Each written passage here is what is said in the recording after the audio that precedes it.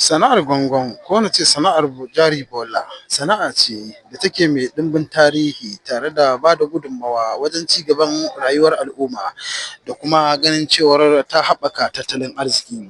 Sana'ar dai da a yanzu a matakin da ake a yau a Najeriya tana ɗaya daga cikin sana'o'in da suke ba da gudunmawa wajen ganin dai al'umma sun dogara da kawunansu. Sana'a ce mai matuƙar muhimmanci kamar dai yadda masana suke bayyanawa. A cikin wata hira da muka yi da ɗaya daga cikin shugabannin ƙungiyar a masarautar Haɗeja, wanda kuma shine shugaban ƙungiyar na Naswadin a ƙaramar hukumar Haɗeja, Malam Muhammad Lawan Ubali ya ce tabbas ko babu komai sana'ar gwangwan sana'a ce da ta rungumi matasa kuma take ba matasa gudunmawa domin su dogara da kansu. A ɓangare guda kuma tana haɓaka tattalin arziki tare da tallafawa gwamnati.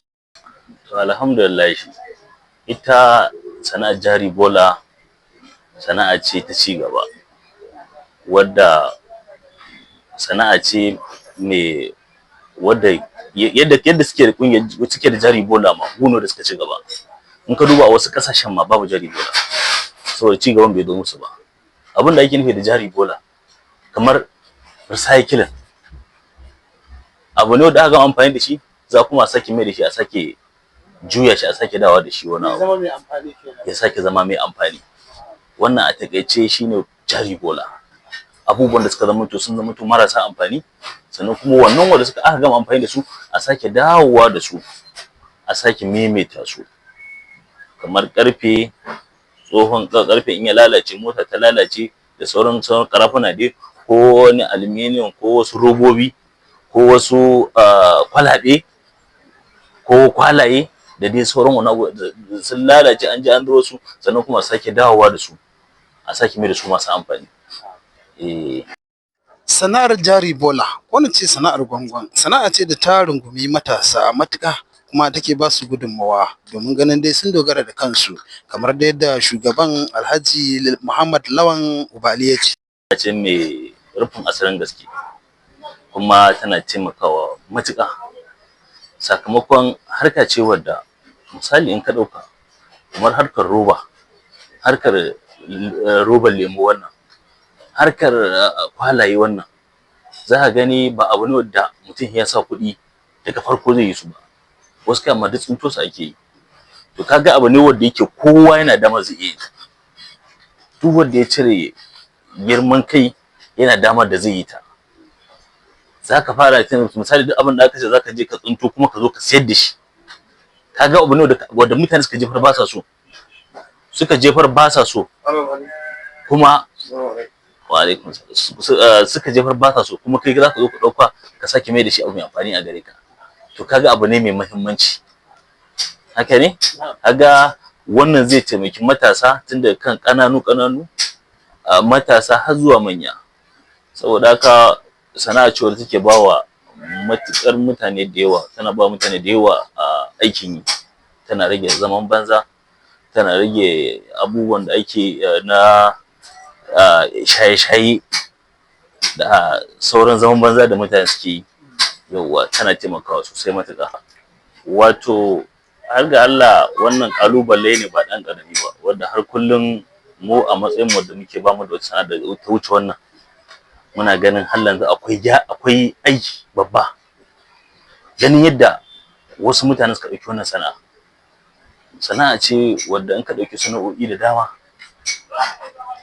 ta fi su kawo ci gaba da ƙara tattalin arzikin ƙasa da kuma samar da aikin yi amma har kullum wasu manyan ba sa kallon ta a matsayin sana'a suna ganin ta a matsayin kamar wani abu wanda yake kawo ko matsala ko rashin tsaro ko wani abu da ba haka bane. To har ga Allah mu dai a nan bangaren kamar Kano Jigawa akwai matakai manya-manya da muke tunkarar su ko muke amfani da su wajen ganin irin yadda abu ya lalace a bangaren su Maiduguri har ta kai ga gwamnati ta ce ta dakatar da wannan sana'a.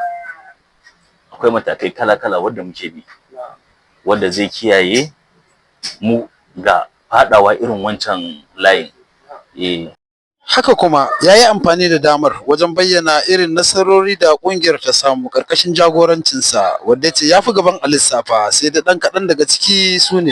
To alhamdulillah shi ci gaban da aka samu a ƙungiyance, duk abin da aka ce akwai ƙungiya, akwai kuma jama'a da yawa a ciki, akwai kuma shugabanci, to komai yana zuwa da sauki. Saboda shugabancin ƙungiyar nan, misali wancan lokacin in ka duba Maiduguri an hana su jari bola, me ya jawo? Laifin shugabanninsu ne da kuma laifin membobi. Ana lalata kayan gwamnati ko ana wasu abubuwan da bai kamata ba, har gwamnati ta fusa ta ce ta dakatar. To mu a namu, na farko wannan sana'a kafin ka shige ta sai ka zo ka sanar da ƙungiya, an san waye kai, sannan an san waye naka. Sabanin da wanda kawai kowa ya zo zai shiga harkar jari bola, ya zo ya aikata laifi ma ya tafi kusan daga ina yake ba. Amma yanzu mutum in ya zo, mu a matsayin mu na ƙungiya, farko ma za ka yi sana'ar jari bola, za mu baka fom ka ciki. A cikin fom ɗin nan akwai sunanka da adireshinka da lambar wayarka, sannan akwai giranto naka wanda zai tsaya ma, wanda ko da ba fata yake ba ka aikata wani laifi muka neme ka muka rasa, mu neme shi nemo mana kai.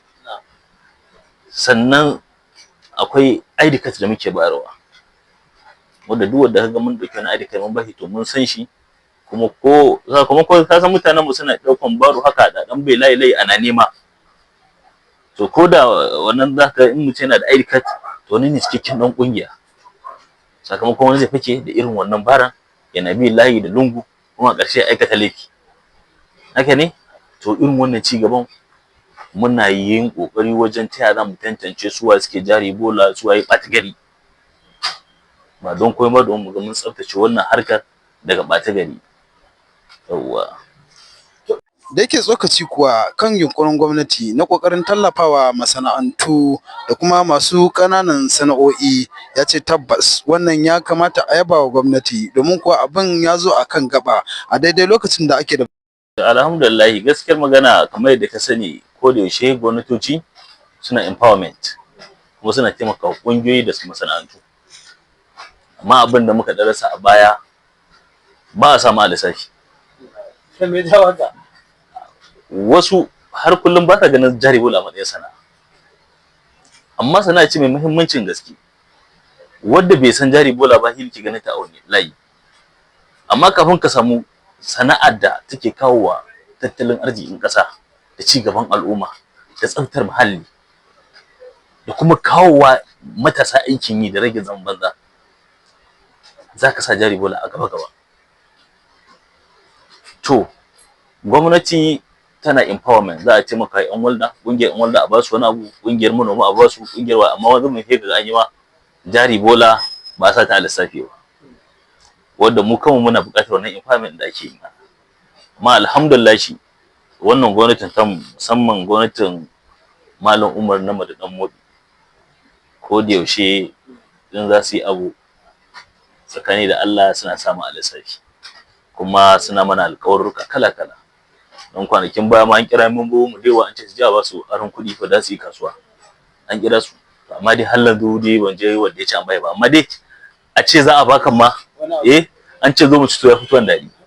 Yawwa, sannan mu wannan ƙungiyar ta mu muna buƙatar empowerment. Akwai injina da suke mana irin wannan ayyuka, kamar inji na niƙa roba, inji na recycling, inji na waye, wanda suke taimaka mana wannan ayyuka. Ko irin wannan gwamnati take taimaka mana, to ana taimaka mana, mu kuma za mu samu damar ƙarfin gwiwa mu sake iban wasu ma'aikata, a sake rage zaman banza. In gida za ka yi gana, za ka ga injin da muke amfani, kamar injin niƙa roba wannan, kamar injin matsa irin ƙarau ɗin wannan. To duk irin wannan abu da wanda mutum ba zai iya siya ba wani, amma idan gwamnati ta taimaka ta siya, ta rarraba, ko aka ba wasu wanda za su iya, to kaga wannan ta kawo ci gaba babba, ko ba haka ba?